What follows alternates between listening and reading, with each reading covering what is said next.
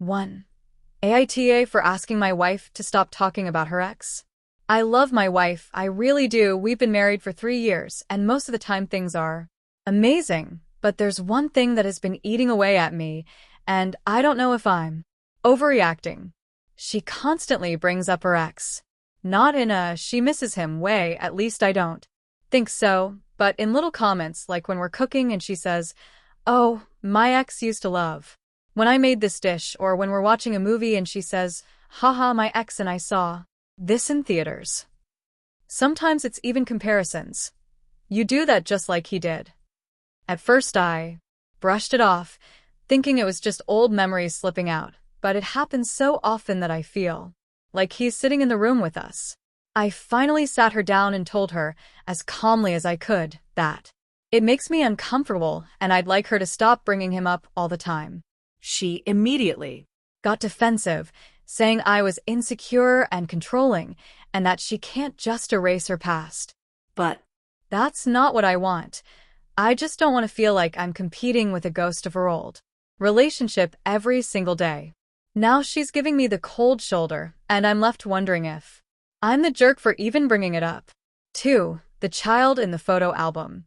When my grandmother passed away, the family gathered at her house to sort through her things, and we found boxes upon boxes of old photos. Most of them were exactly what you'd expect.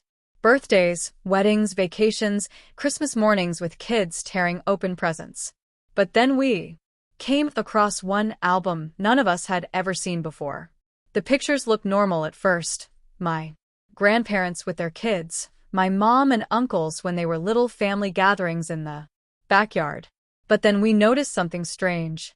In every single photo, there was an extra child. A boy, maybe around 10 years old, standing just off to the side. Sometimes he was smiling faintly, sometimes he was looking away, but he was always there, always at the edge of the frame. The weirdest part? None of us recognized him. We asked my mom and she went pale, closed the album and said, "Don't talk about him. We're not supposed to." When we pressed her, she snapped. I said, "Drop it." I still don't know who that boy was, but the fact that my mom refused to explain makes it worse.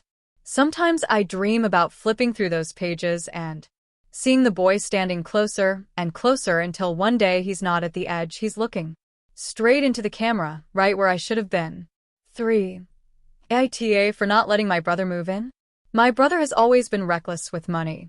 He jumps from job to job, spends every paycheck on partying, and always assumes someone else will bail him out. I've helped him more times than I can count, loaning him money I never got back, covering bills, even letting him crash on my couch years ago, which ended with me cleaning up his mess when he bailed on rent. Recently, he called me in tears saying he's about to be evicted and begged me to let him move in. Just for a few months. I finally put my foot down and said no. I've worked hard to build a stable life, to keep my apartment nice, and I know if I let him in, he'll trash the place, bring random people over, and never leave. Now my parents are furious with me, saying I'm abandoning him, and family is supposed to help family. But I can't set myself on fire to keep him warm anymore. I feel guilty, but at the same time, isn't it okay to protect my peace? 4. The passenger who wasn't there. I drive for Uber on weekends to make extra cash, and usually it's boring, pickups from bars, late-night fast food runs, nothing exciting. But one night, around 2 a.m., I got a request to pick someone up from outside a hospital. A young woman got in the back seat. She was pale, dressed in an old-fashioned blue dress, and didn't say much, just quietly gave me an address across town. The ride was silent except for the sound of the GPS. About halfway there, I glanced in the rearview mirror to check on her, and my blood went cold. She wasn't there. The seatbelt was still buckled, the door locked, but the back seat was completely empty. My chest tightened and I almost crashed the car.